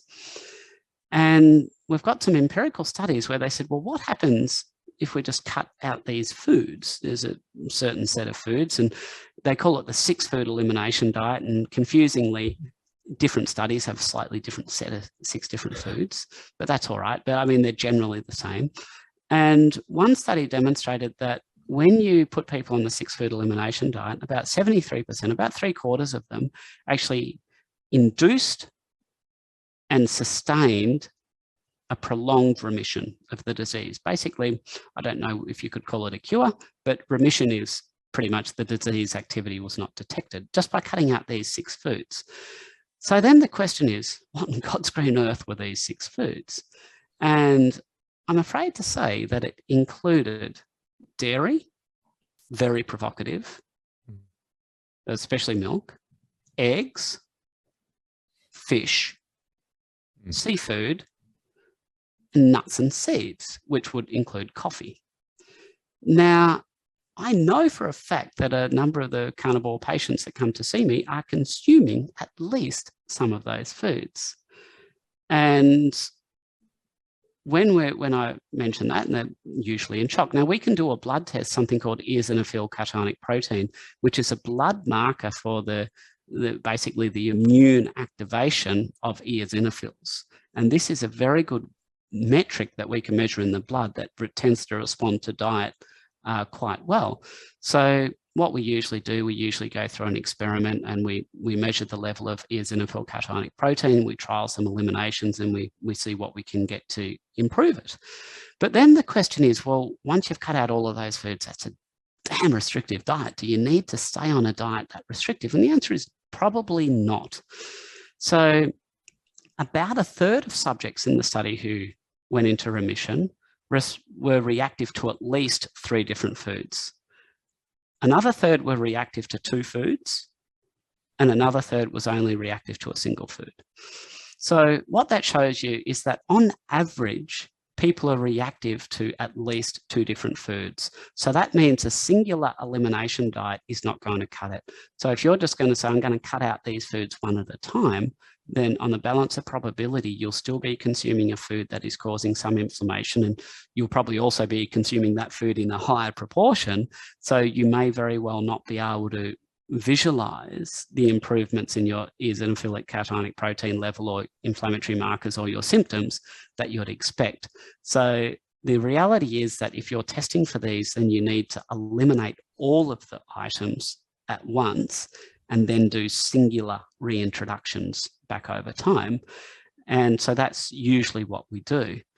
And it's interesting that for most people, dairy is actually the worst. And this is a tragedy because this is a staple of people on ketogenic diets for a long time. And I also think it's the singular most common reason why there's some people who do badly on ketogenic diets. And we can't deny that within it. While on average, we can say that people on a low carb ketogenic diet are healthier, yet that is true on average, but there is absolutely individuals who don't do so well. And I have no doubt that dairy is a major reason for that. I'll take you back to a study that they did, the English, the colonial English, out of their good-natured hearts. They were looking after the health of the tribes people in Africa, and I think the article was focused on economic productivity. So I'm obviously being very sarcastic there, but they basically said, well, look, the health of the natives is not as good as we'd like it to be. We think we can improve their economic productivity. Maybe nutrition has something to do with it. So this was done back in the 20s and 30s. And I actually got a copy. It's not indexed online for obvious reasons. It's a bit old, but I've managed to get a copy of the paper. And they actually had 2 tribes, one called the Akykuyu and one called the Masai. Now, these tribes were in adjacent areas. Akykuyu were largely vegetarian. And the Masai, at least the warrior age males, would only consume meat and dairy. So this is a perfect natural study. And also because they were adjacent territories, they would intermix with marriage. So the genetics were very similar. So we argue that the difference between the tribes is caused by nurture, not by nature. It's caused by lifestyle, not by genetics. And what they actually found that in almost every parameter, the warrior age Masai consuming an exclusively meat and milk diet were far healthier. They had less rates of diabetes. They were something like 5 inches taller, 50% stronger. So they did hand grip dynamometry, so 50% stronger. So they were just more robust. They had less joint deformity, so on and so forth. But there was one notable area where it was, I wouldn't say catastrophic, but they were quite poor. And that was autoimmune arthritis, inflammatory arthritis, where their immune system was attacking their joints. So back then they couldn't test for a lot of different antibodies, these products that the immune system produces that attacks the body. But there's one called a pentameric antibody called a rheumatoid factor, pentameric meaning it's made of 5 different components. It makes it quite large, and that made it one of the very first ones to be able to be tested in the blood using technology even back in the 1930s. And they found that 30% of the Masai warrior age males, these weren't old, had detectable levels of rheumatoid factor in their blood. Basically, their immune systems were attacking their joints. So, and that I think that reveals a lot. That really tells us a lot that, you know, I don't believe it was the meat that they were consuming that was causing that. I do believe it was the dairy.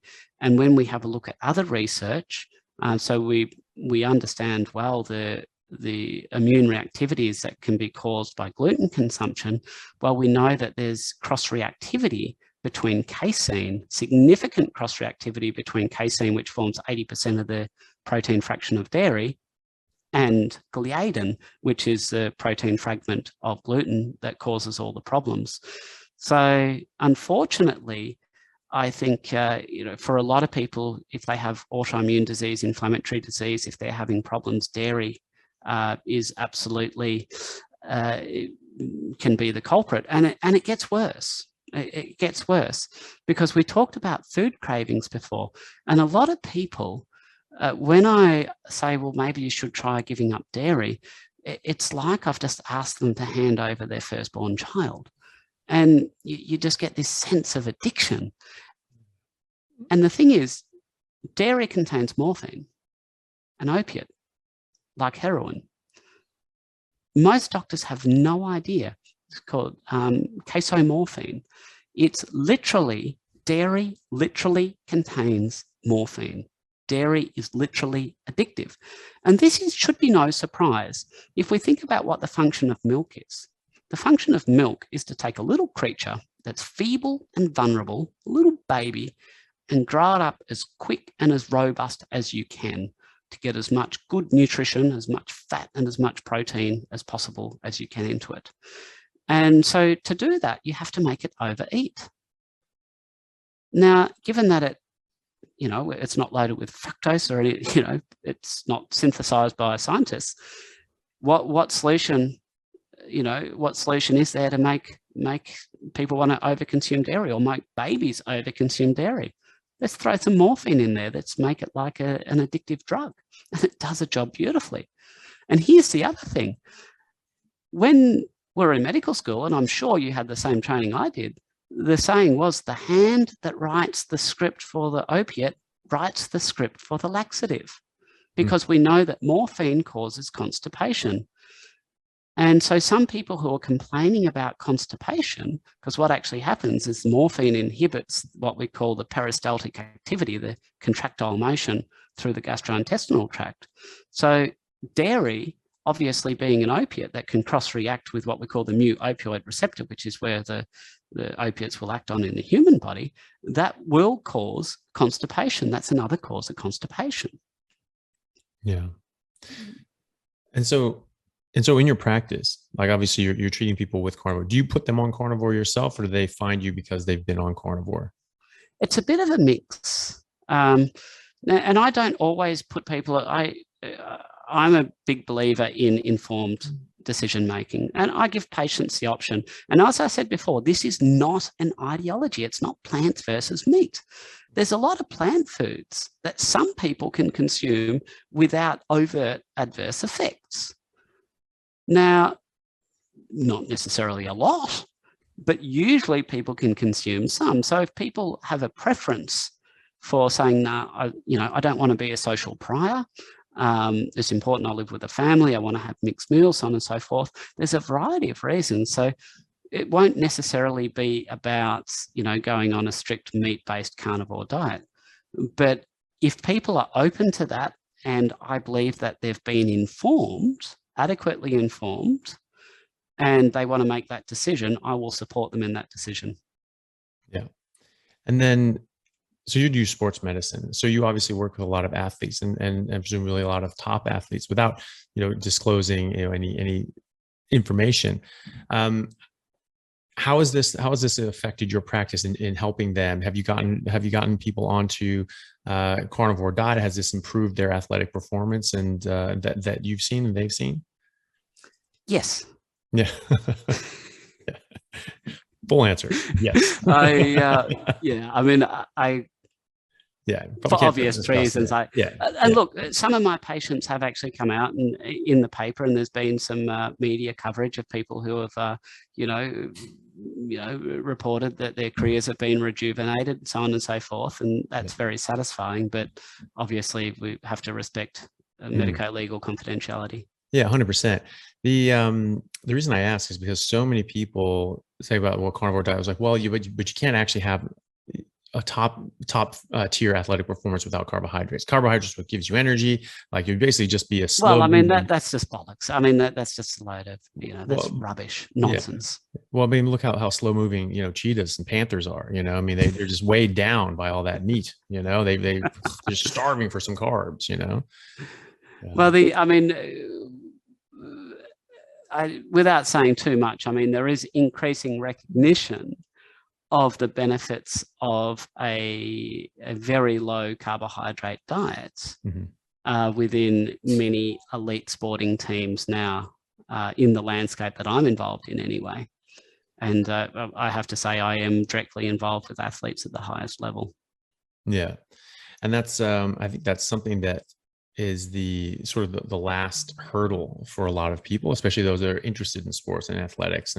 And well, is this good for me in certain respects? Sure, but am I going to be the athlete that I want? And I've certainly seen this in my own career, my own physical endeavors, and also in people that I've met with. It's not a secret, but I worked with Ryan Talbot, who was a college track athlete at the University of Michigan, or Michigan State, sorry.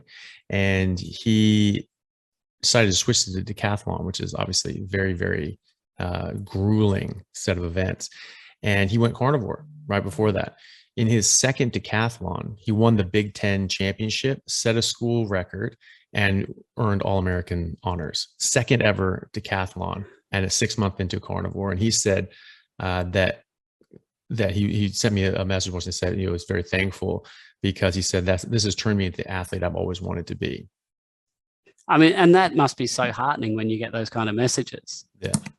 Yeah, absolutely. Yeah, it's really nice. Like, I mean, I trust this because I've looked into it to such a degree. I think I truly believe this is backed by the data, that this is the optimal way for human beings to eat, and this is just the best thing for us to do health-wise.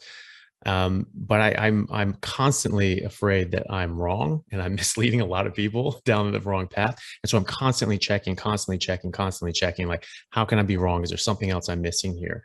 And so far, so good, but it is. Well, I think you and I have, I mean, we're basically the same. We're in our 40s. I'm allowed to say that. And I'm as healthy as I've ever been.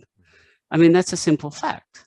And it comes down to nutrition, because I don't do a fraction of the exercise that I used to have time to do. Yeah. I mean, with a family and, practice and trying to do research and all that, I just don't have time. And I know that's a bit hypocritical, being a sports medicine physician. We should be all about exercise. But the reality is I don't do as much exercise as I'd like to. But I still feel that I can focus for 12 hours in a day if I've got a long day. Where I've got to stand up in theatre for 12 hours, I can do that, no problems. I can still focus. I'm not a blithering idiot at the end of the day. And so what if my LDL went up a touch? Yeah. I don't know. I don't know if it did. I actually don't bother testing it. Yeah, well, that's the thing. And I'm of the same opinion that, like, my HDL is high, my triglycerides are low. My LDL is exactly where it's supposed to be, because it's healthy. I haven't damaged it. And so whatever it is, it's physiological. And it is nice to see that. It is nice to see, I still get very excited when people send me messages. They've lost all this weight. All their markers have improved. They're off all these medications, and all these different things add up. And I'm like, and I know that would happen because I've seen it so many times before, and I understand why it's going to happen, but it's still very reassuring every time I see it. It's like, oh, thank God. And well, actually, just one point on LDL that we haven't talked about. So we've talked about how, when it's damaged, it becomes harmful. But I just want to talk about the U-shaped curve that exists between cholesterol and all-cause mortality, because it's an indisputable fact that people with the very highest levels of cholesterol overall on a large population scale, we're not talking about the LDL studies, just cholesterol full stop, that they tend to have shorter life expectancies. So the question is, so let's break this down a little bit. So first of all, whether or not you derive any benefit from taking a statin with high cholesterol can be predicted by the triglyceride to HDL ratio. So the first thing you should do, or the first thing I do with my patients, this is not medical advice, the first thing that I do with my patients is have a look at their triglyceride to HDL ratio. And then I use that to inform the discussion I have with them about what likely benefits or side effects of, what's the ratio of that they're likely to have with taking a statin versus not taking a statin. And if my patients have an excellent triglyceride to HDL ratio, then really there's no reason to subject yourself to the not inconsiderable side effect profile of statins. Now, number two is that a high cholesterol level in and of itself can be a sign of another issue. What do I mean by that? So vitamin B12 deficiency can increase the synthesis of cholesterol. Folate deficiency can increase the synthesis of cholesterol. An inflammatory state, for example, an elevated level of a cytokine called tumor necrosis factor alpha, can increase the synthesis of cholesterol. We know that a hemochromatosis gene can upset your lipid balance. So what we call the HFE1 gene, a hemochromatosis carrier state, or hemochromatosis itself as a disease, an oxidation state. There's multiple reasons why your cholesterol might be high. So we're not saying if you have a high cholesterol, you can ignore it if your triglyceride to HDL ratio is good. What we're saying is that there's no evidence that you'll get a benefit from a statin, but you still probably should have some visibility that if your cholesterol is tripled, that there may be something else going on. And if I know I'm going to beat the same old drum again, but dairy and other foods that trigger autoimmune reactions that are commonly consumed on those kind of diets. So I said tumor necrosis factor alpha or B12 deficiency. If you're getting gut inflammation, that might impair your ability to absorb B12, for example. So you need to have visibility that there might be something else that, with a more nuanced understanding of actually what leads the body to synthesize lipoproteins, you can actually dig down a little bit deeper and hopefully get to the root of the problem. Yeah. And speaking of which, you're talking about cholesterol and heart disease and everything like that. There was one of the talks you gave at the conference in Gold Coast recently, talking about sort of like more to do with cardiovascular disease being stimulated by coagulation, in fact, and not necessarily, by the same sort of models that we had before. Can you tell us a bit about that? Right. So I'm going to have to give a shout out to Malcolm Kendrick, David Diamond. There's a couple of other thought leaders here who have really been focused on atherosclerosis. So when we talk about atherosclerosis, so you've got the artery, you've got the lumen of the artery. Now, in the lumen of the artery, you've got these little fatty deposits that line it. And we're basically taught that those fatty deposits are cholesterol. Well, no. So they're actually, they contain things that look like cholesterol crystals within them. So we just assume that the LDL particles get deposited into the lining of the blood vessel, and it just builds up and leads to a fatty lump. And nothing could be further from the truth. In actual fact, and I won't go through all the details now because it's probably about a 15-minute explanation in and of itself. I've got a lecture coming out shortly on this topic. In actual fact, it looks like these fatty deposits are actually made of old blood clots. So basically, if you were to scratch the inside of a blood vessel, then you'd form a blood clot. And over time, that blood clot would mature. And that blood clot essentially would have a lot of red blood cells in it. That's what blood clots are. Red blood cells contain a lot of cholesterol, a lot of lipids, and there's a bunch of other things in them. So it actually looks like if you've got a pro-clotting tendency, then that increases your risk of heart disease. Now, interestingly, we talk about the triglyceride to HDL ratio being a very important factor to predict your risk of having a sudden blockage of an artery. So sudden blockages of arteries happen with a blood clot, not the fatty deposits. If you get a fatty deposit, gradually your body will build a detour, a bypass, and that will actually what we call a collateral circulation. And in actual fact, if you just have a fatty deposits that end up narrowing your arteries over time, then you'll probably end up with bypass or collateral circulation, and it can often have 100% blockage without having too many side effects. But if you go from a very open artery to suddenly occluding because of a blood clot, then that's what we call a heart attack. And this tendency to form clots correlates very strongly to the triglyceride to HDL ratio. And I talk about this a lot in the lecture. So this brings the whole model back together. So like you were saying before about how you like to try and look for holes in your theory. So when I was looking at this clotting theory, I said, well, we've got very strong data on the triglyceride to HDL. So if this clotting theory is true, then it must also relate back to triglycerides and HDL. And It does. They're absolutely in lockstep. So this then comes back to the fact of, well, if it's these sudden clots forming in the blood vessels that block them off and cause heart attacks, and they end up forming these fatty deposits, then what factors lead to, excessive coagulation tendency? So things like diabetes, excess blood sugar, things like oxidative stress, things like inhaling pollution, because these pollution molecules go through, get absorbed into your circulation. So this is all the cardiovascular risk factors that we understand, the classical ones, they absolutely are consistent and explanatory with regards to this clotting model of heart disease. So it's just a different way of thinking about it. Now, it doesn't mean we have to necessarily do a lot that's different.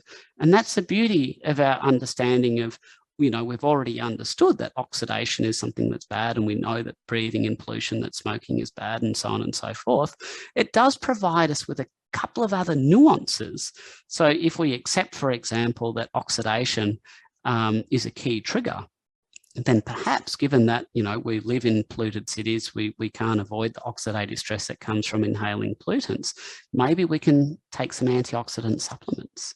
There's some potent antioxidant supplements out there. You've got N-acetylcysteine, glutathione, coenzyme Q10, selenium, melatonin. Most people think of melatonin as a sleep aid. That's rubbish. In actual fact, nocturnal animals secrete melatonin before they wake up. So it doesn't really make sense that it would have exact opposite effects in different species. In actual fact, it's a potent mitochondrial antioxidant. So, it does afford us these other opportunities. And we know that then maybe consuming olive oil, which everybody thinks, oh, olive oil is wonderful. Well, that's still got a bit of oxidation potential. So if we're trying to reduce our overall oxidation load, maybe even things like olive oil wouldn't be recommended, besides the fact that they also contain fake plant cholesterol. So it's a really interesting model. It makes a heck of a lot of sense, and it really reinforces the point that we shouldn't have blood sugar levels that are going up and down like a roller coaster. We shouldn't be consuming oxidized foods, and we should try and do things that lower our oxidation stress. Yeah, well, I think that's the thing, is that we've had such a poor understanding of it to begin with. None of our models have really explained things properly. The whole lipid model of heart disease that certainly didn't pan out from my point of view. And so it's very, it's important that we look at other alternatives. That's very interesting that that's come out. Yeah, so, and I'm quite excited by it. Just one other point too, when we talked about the red blood cells. So I told you how we can actually absorb the phytosterols, the fake plant cholesterol, about 1%. And in actual fact, one of the best tissues to look at these is our red blood cells, and we can actually see them get incorporated into the red blood cell membrane. And there's very good evidence that the level of plant sterols within red blood cells directly contributes to their fragility, e.g. they burst and they die early. And this is one reason. So you would have heard of people who, they say, well, their blood sugar goes up on a carnivore diet. Often what we call the HbA1c, which is a measure of blood sugar, will often go incredibly high on a carnivore diet. And removing the plant sterols from the diet is actually the cause of that. So let's think about what HbA1c is. Everybody gets bent out of shape. I actually think the more I use it, and I think I use it more than most people, the more I understand it has significant limitation.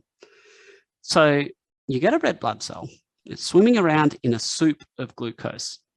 So we have something called non-enzymatic glycation, where the glucose molecule will just passively attach to the red blood cell. So the more glucose there is in your blood, the more glucose molecules will attach to the red blood cell. And then we measure that as HbA1c. But that's not the full story. So the concentration of sugar is not the only metric affecting this. So you've got what we call glycation inhibitors, which I won't bore you with the details of, but there's molecules like carnosine, and duration.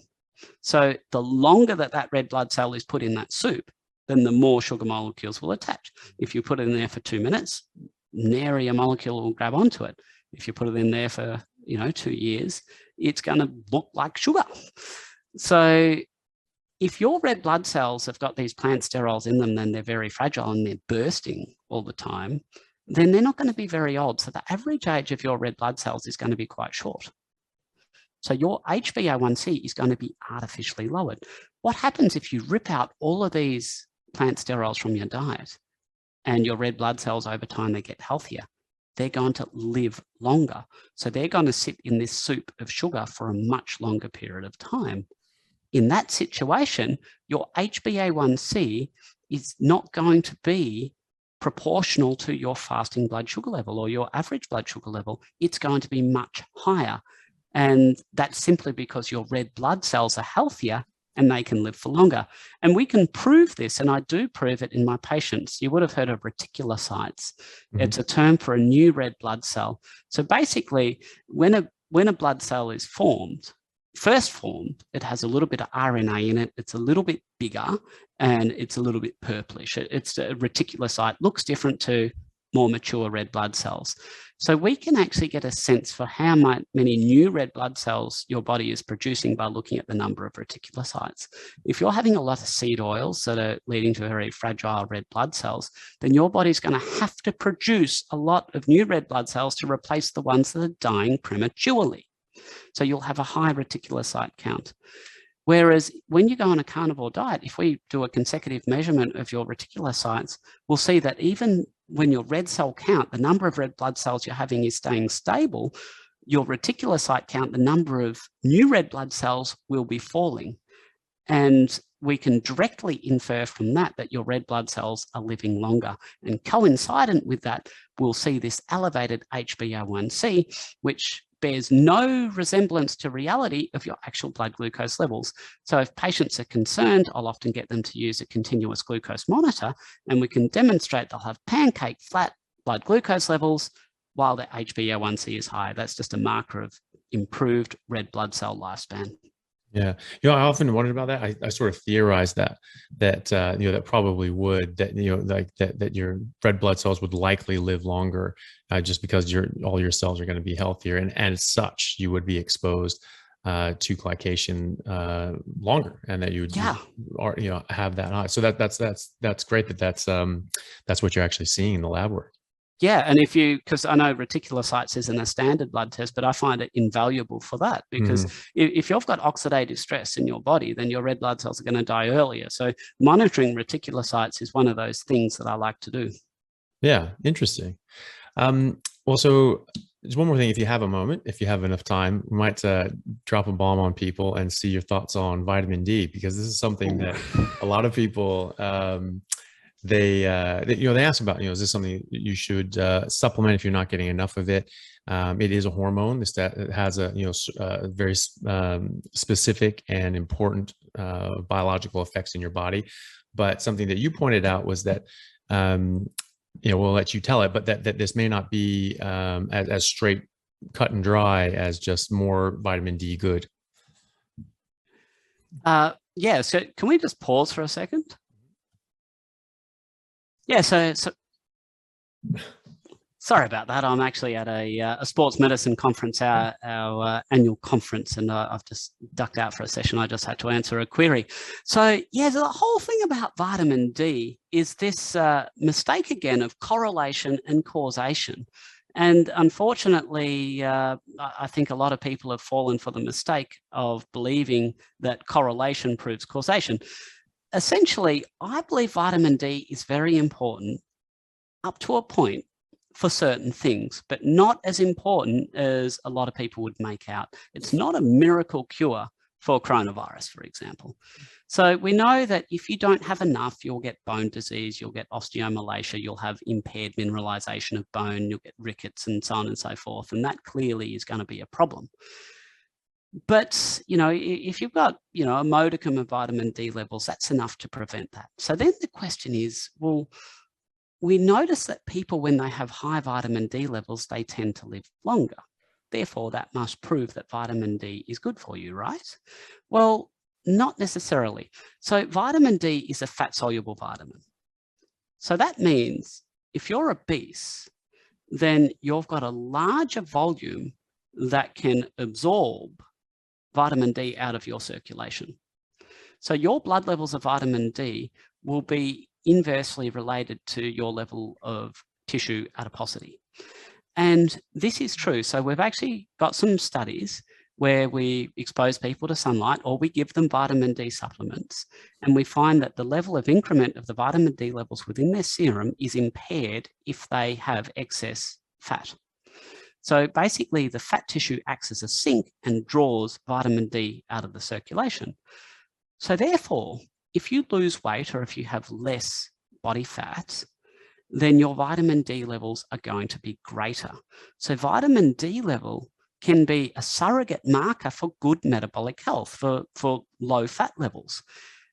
And this is perfectly consistent with the research and the science we have on coronavirus. We know that obese individuals are more likely to suffer complications from coronavirus, and that people in good metabolic health who are lean are more likely to survive. So vitamin D, in effect, can just be a surrogate marker for that.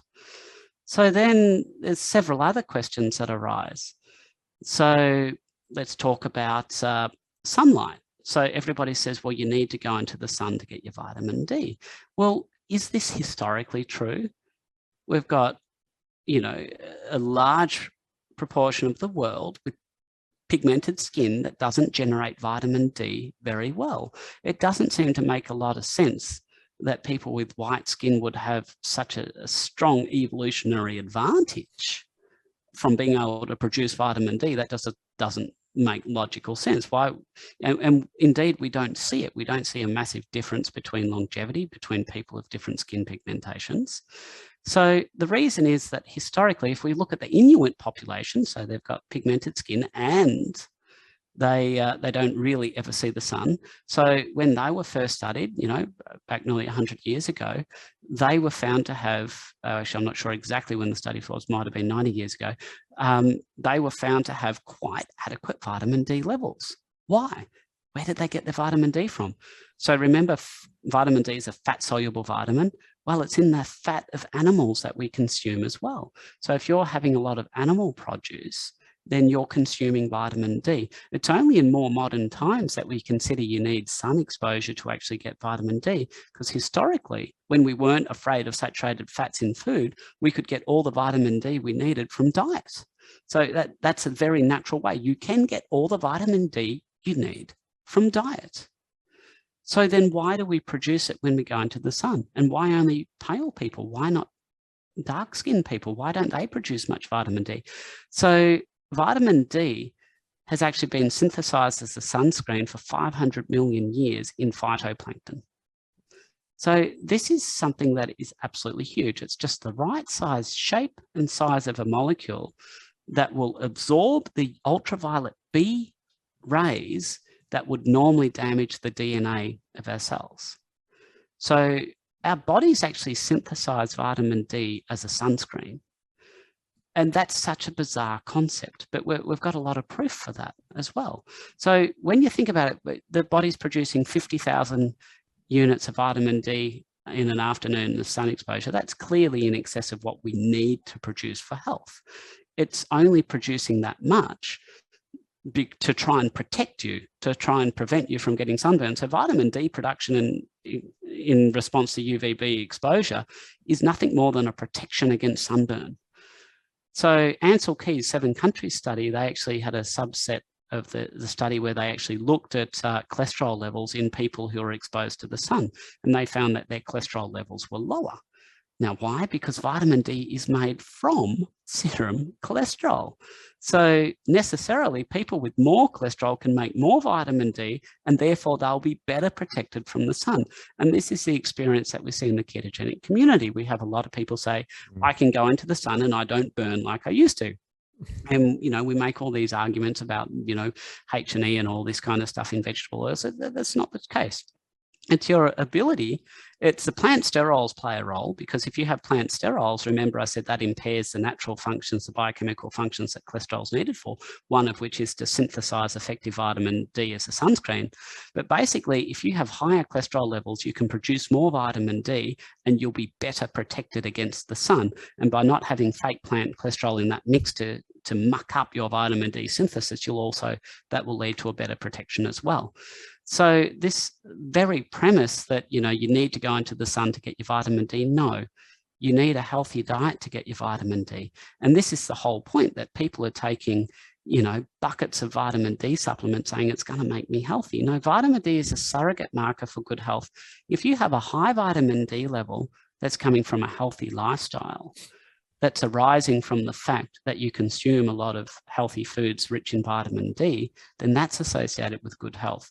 If you've got a very high vitamin D level because you have a bucket of it every night, well, so what? That doesn't necessarily prove that you've got a healthy lifestyle. There's not necessarily a direct correlation between healthy lifestyle and levels of vitamin D in somebody who supplements. So that's why I generally don't recommend that people supplement. As long as they've got a modicum of acceptable vitamin D level, I generally recommend that they don't need to supplement with vitamin D, and I'd prefer to see them get adequate vitamin D stores through a healthy lifestyle. Now, there's one other point here, and that's about sun exposure. So I am absolutely not saying that sunlight is not healthy. What I'm saying is that some sunlight is not healthy. So generally, there's 3 types of UV radiation, and only 2 of them will penetrate the atmosphere, except on areas where we've got ozone depletion. We don't need to talk about that, but that's UVA and UVB. They're different wavelengths. UVA is quite a long wavelength, and that means it penetrates the atmosphere very nicely. UVB is a little bit shorter, so it doesn't penetrate the atmosphere quite as well. So if we imagine that we've got the surface of the Earth, and then you've got a layer of atmosphere on top of the Earth. So, well, this is the conference that I'm at, by the way. If the sun's directly overhead, you can see the thickness of atmosphere that it's going to be going through is quite small. So UVB, which actually gets effectively attenuated as it passes through the atmosphere, this is going to be the optimal direction that UVB can get down to cause sunburn. Whereas if the sun's low in the sky and it's coming in on an angle, you can see it could be going through a much longer thickness of atmosphere relatively, and that will actually attenuate out the UVB rays. Now, the UVA is less affected because of the longer wavelength, so that will still get through. So what this means is that when the sun's lower in the sky, you get UVA radiation without getting much less UVB radiation. In the middle of the day when the sun's overhead, that's when you produce vitamin D, that's when you get sunburned. Now, the key factor is that ultraviolet A radiation produces a very important factor for health. It stimulates something called nitric oxide synthase, which I think in 2006 or thereabouts, probably a different year, it got Molecule of the Year. Pretty important molecule. And that has been associated with improved blood sugar control, improved blood pressure, and basically a bunch of good effects. And in actual fact, this is likely to be a very good reason for sun exposure actually being associated with longevity. Not only sun exposure, so here's a crazy study.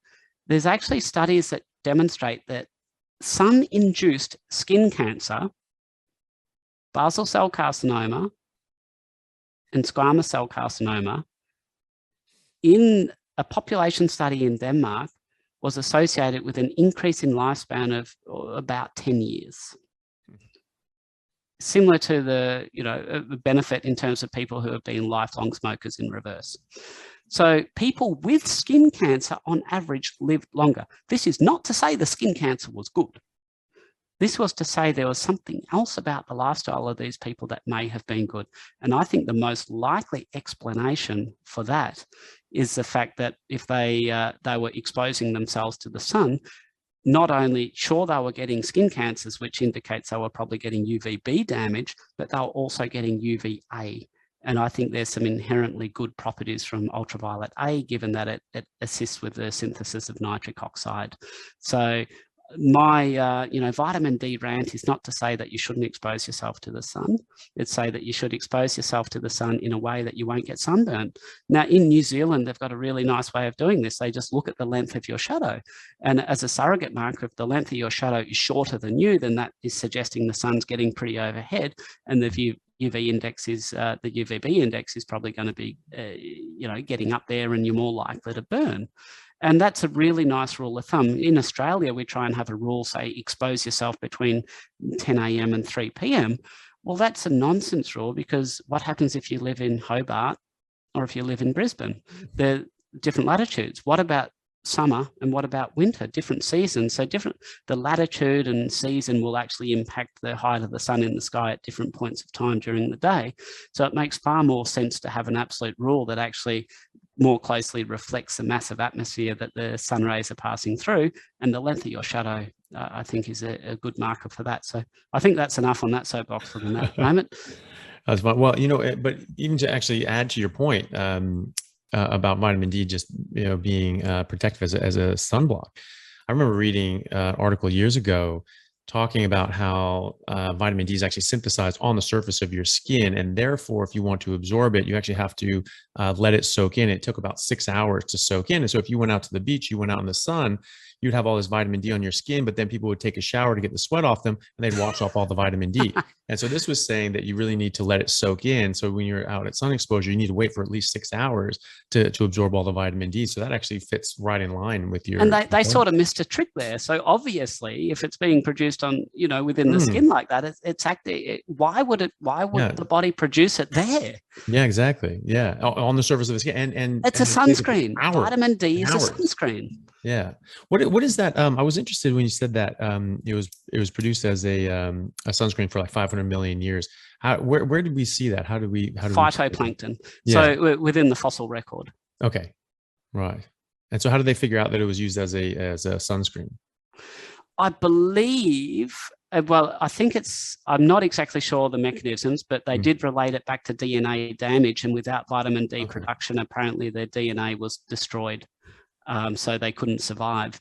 So I presume they've probably, going back to the fossil record, they've found equivalent phytoplankton today that look identical to that. And they've probably done experiments where they've impaired their vitamin D synthesis and seen that they get fried up in the sun. I didn't delve down into the molecular genetics of what they did, but I imagine that's the only reasonable way you could draw that conclusion. Yeah. Well, that's super interesting anyway. And it's something that I've had to reconsider now too, since seeing your soapbox rant at the conference. That made me sort of think about like, all right, maybe we should think about this. Well, that's cool. It's really interesting. Well, hey, Paul, thank you so much. I think we've been talking for almost 3 hours now, so I'll let you go back to your conference. But it was thank you so much for doing this. We'll definitely have to do it again. There's certainly a lot more that we could talk about, and I appreciate you taking the time. No, it's been an absolutely wonderful time. I've enjoyed every second. Awesome. Well, great. Well, can you tell us like where people can find you and look at your stuff and see more about you? Yeah, well, I've got a practice in Sydney. For anybody who's residing in Australia, I also do teleconferencing, so I can consult that way.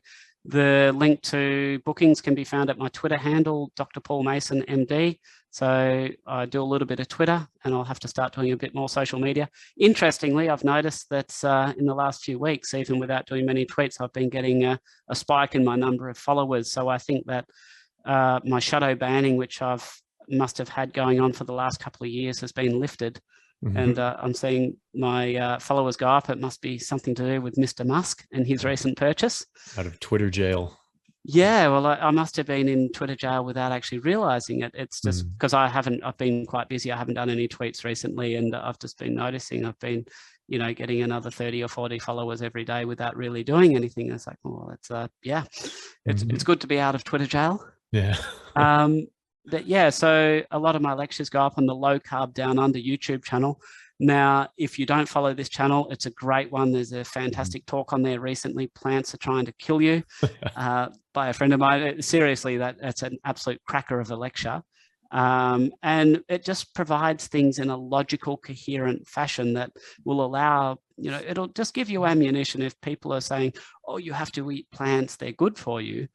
Ask the question, well, exactly why and how? And so I haven't seen that lecture, get onto it. And if you want to check out some of mine, then do that too. Yeah. Well, I definitely encourage everyone to do that. Like I've really, really enjoyed your lectures. They break down very complex ideas into very simple, straightforward descriptions, and you just back it up. Everything's backed up with evidence based. You cite your sources, you have your references, you say like study, and you go through the actual literature and data and evidence and crunch it down. And I think that's very, very useful to people that are trying to figure out what in God's name is going on, because there's so many conflicting views. So I appreciate those from you. Well, thank you. Much appreciated. Very welcome. All right, man. We'll see you next time. Take care.